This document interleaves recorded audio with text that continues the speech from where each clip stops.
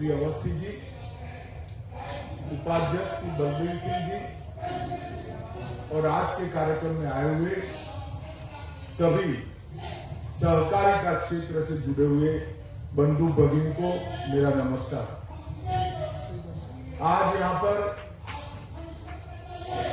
बाबा की नगरी में एक बहुत बड़ा पुनीत कार्य अभी शुरू हुआ है। इफ्को नैनो के उत्पादन के संयंत्र की आधारशिला आज यहां पर रखी गई। एक तरल यूरिया जो है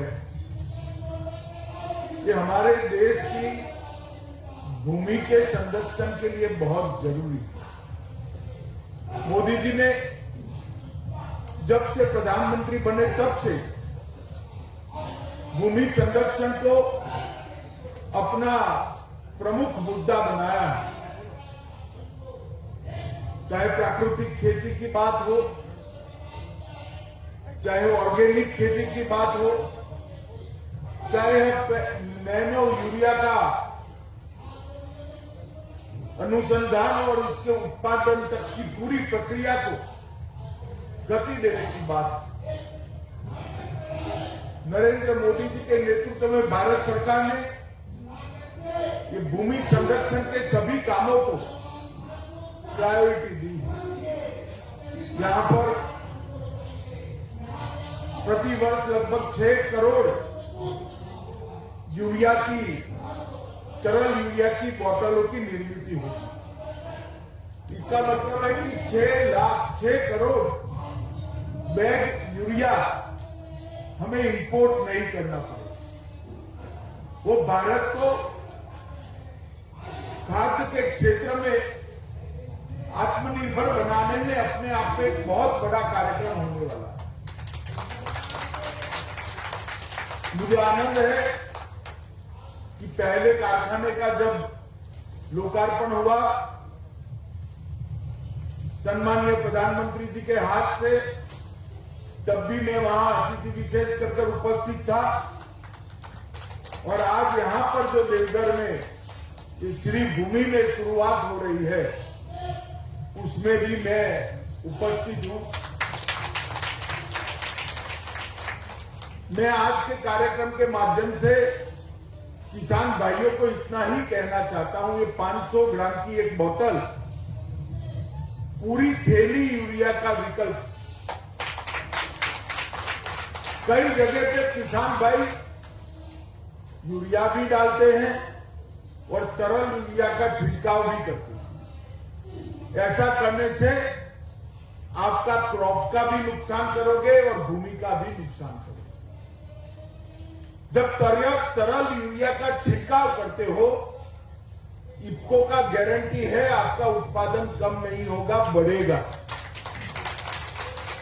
जब किसान भाई तरल यूरिया का उत्पादन उपयोग करते हैं, बाद में यूरिया खाद जो घन खाद होता है उसको डालने की जरूरत नहीं है। नैनो तरल यूरिया का अनुसंधान ही धरती माता के संरक्षण के लिए किया गया। ये केमिकल फर्टिलाइजर भूमि में जाता है और जब भूमि में जाता है तब केचुए को मार देता है। केचुआ कुदरती खाद बनाता है। आप जब तरल यूरिया का छिड़काव करोगे तो भूमि किसी भी तरह से विषयुक्त नहीं हो। अगर हमने जल्दी से कृषि में से केमिकल का उपयोग और घन खाद का उपयोग को समाप्त नहीं किया तो दुनिया के कई देश हैं जहां पर केमिकल फर्टिलाइजर के उपयोग से भूमि पत्थर जैसी, सीमेंट जैसी हो गई। इसकी उत्पादकता 10% से कम हो गई। आज पूरी दुनिया में सबसे पहले इफ्को ने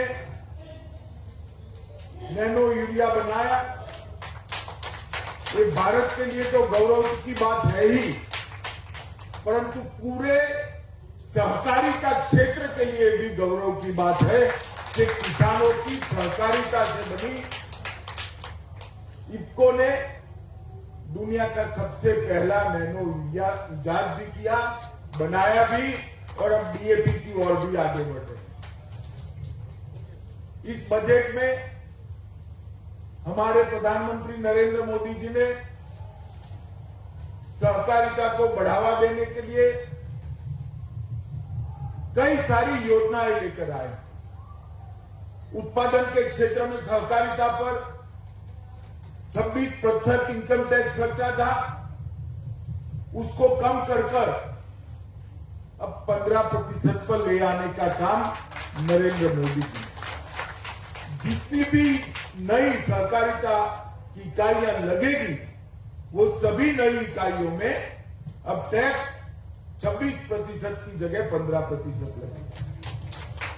इसके साथ साथ सहकारिता मंत्रालय बनने के बाद हमने पूरे भारत के सहकारिता के डेटा बैंक को बनाने का काम किया है। अब ये चिन्हित हो गया है कि कौन सी पंचायत के अंदर पैक्स नहीं है, कौन सी पंचायत के अंदर डेयरी नहीं है, कौन सी पंचायत जहां संभावना होने के बावजूद मछुआरा कोऑपरेटिव सोसाइटी नहीं है। ये सारी पंचायतों को हमने एक प्रोग्राम बनाया है इस बजट के अंदर।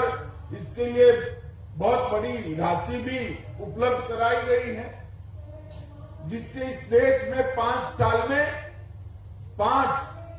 2 लाख मल्टी डायमेंशनल पैक्स का रजिस्ट्रेशन होगा, जो अपने आप में कृषि धिराण का भी काम करेगी, दुग्ध की सहकारिता भी चलाएगी और मछली पालन की सहकारिता भी चलाएगी।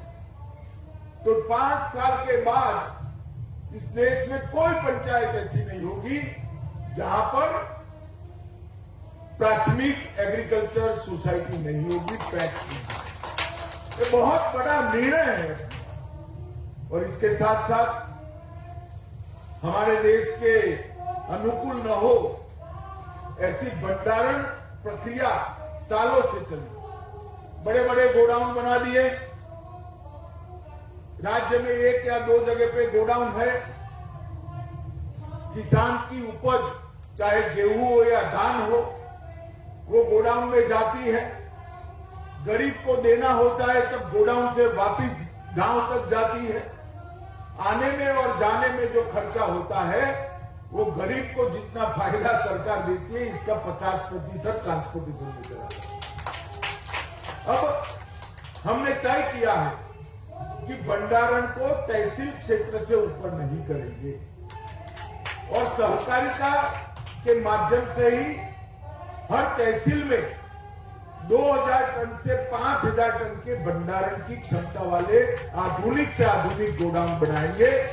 तो किसान का उत्पाद तहसील सेंटर पर स्टोर होगा और तहसील सेंटर से ही मध्याह्न भोजन के लिए, गरीबों को मुफ्त अनाज देने के लिए वो तहसील में ही चला जाएगा, जिससे लगभग 80% ट्रांसपोर्टेशन समाप्त हो। और मुझे कहते हुए गर्व है, जो बजट में हमने घोषणा की है, मोदी जी जो योजना लेकर आए हैं, वो विश्व की सबसे बड़ी कोऑपरेटिव अन्न भंडारण योजना होगी। विश्व के किसी भी देश इतनी बड़ी क्षमता वाला अन्न भंडारण नहीं होगा। और इससे हमारे पैक्स जो है उनकी भी इनकम बढ़ेगी, वो बहुआयामी होंगे, वायबल होंगे, पैक्स बंद होने की कगार नहीं आ रही। अभी हमने एक और निर्णय किया है, पैक्स को कम्युनिटी सेंटर के नाते कल से मान्यता दे दी गई। भारत सरकार और राज्य सरकार की 300 सेवाएं पैक्स पर से उपलब्ध होगी। किसान को अपना 7 बार 8 का दाखिला लेना है तो पैक्स से मिल जाएगा, नो ड्यू सर्टिफिकेट पैक्स से मिल जाएगा, जन्म की और मृत्यु की रजिस्ट्रेशन पैक्स पर ही हो जाएगी, एयर टिकट पैक्स पर बुक कर पाओगे आप, ट्रेन का रजिस्ट्रेशन टिकट बुकिंग पैक्स पर हो जाएगा। वहीं पर गांव में अगर बैंक नहीं है तो आपके बैंक अकाउंट से पैक्स से ही आप पैसा उठा पाओगे।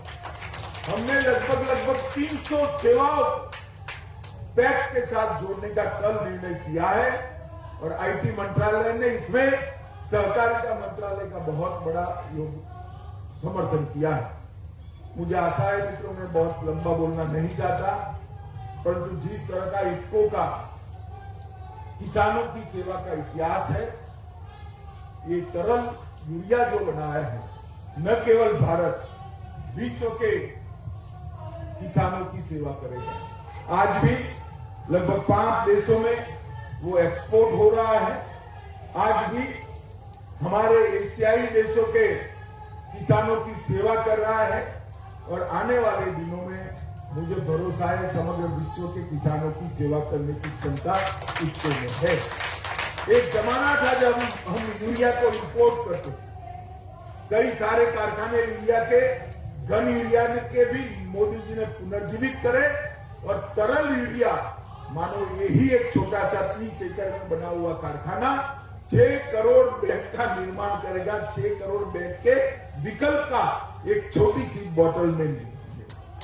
किसान भाइयों को भी मैं कहना चाहता हूं, 10 थैली यूरिया लेकर जाना था तो बैलगाड़ी लेकर जाना पड़ता था ना भाई, ट्रैक्टर भी चाहिए था ना। अब एक थैली लेकर जाइएगा, 10 बोतल रखकर खभे पे डालकर घर पे चले जाइएगा, कोई तकलीफ नहीं है। आपकी भूमि भी संरक्षित रहेगी और आपका उत्पादन भी बढ़ेगा। मैं आज इफ्को के अध्यक्ष श्रीमान दिलीप सांघानी जी, प्रबंध निदेशक दोनों को मैं बहुत मन से साधुवाद देना चाहता हूं। अवस्थी जी ने प्रोजेक्ट के पीछे बहुत मेहनत की है, मैं जानता हूं। लगभग 3-4 साल से मैं इनके संपर्क में हूं। पार्टी का राष्ट्रीय अध्यक्ष था तब से संपर्क में। बहुत मेहनत के बाद इसको अंजाम तक पहुंचा है और मेरे लिए विशेष आनंद का विषय है कि इसका सबसे पहला कारखाना मेरे मत क्षेत्र में कलोल में लगा। तो वैसे ही मैं इफ्को के साथ जुड़ा हुआ हूं और आज इफ्को वालों ने यहाँ मुझे बुलाया।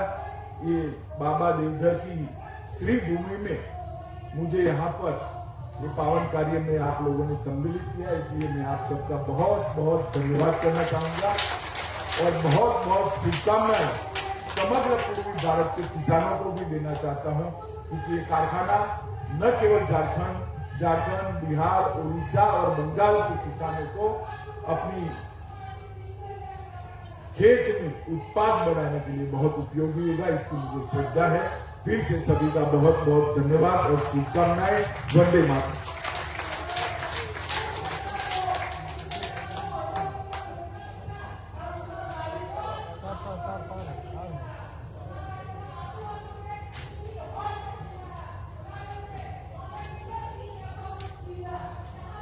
भारत के गृह और सहकारिता मंत्री, सबल और सफल मंत्री श्री अमित शाह जी इफ्को का